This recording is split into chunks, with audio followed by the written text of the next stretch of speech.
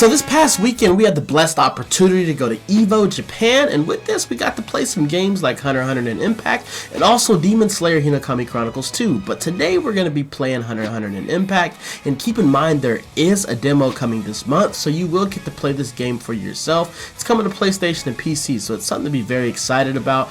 But today we actually got to play with a controller, a normal PlayStation controller, which allowed me to learn this game a little bit more, and I also got to learn some new things about the game in general. One thing we already know, the matches are very fast in this game, and the health depletes very fast, especially with the auto combos. There's also some touch of deaths in this game. We got to see this a little bit. I saw one guy cheesing with Leorio doing the little challenge. It was a little bit crazy seeing him do it because the workers didn't really know how to react whenever he was just cheesing the game out. There's also a ton of aura arts that I found out from this game. So while you might know that you have aura arts for your face buttons, you also have aura arts for your directional pad moves as well, which means that each character can have around 6 to 8 different aura art moves depending on if they have one for their down and their up activation as well. And I think this allows for a lot of player expressions when you have all these different moves that you can pair into your combos to extend things and maybe get the most damage that you can get. I also took a little bit of a look at some of the other game modes. They do seem pretty secondary to the online mode. Seems like the main thing they're trying to focus on is your online matches. But today we're going to be using a lot of Crollo, also some Razor,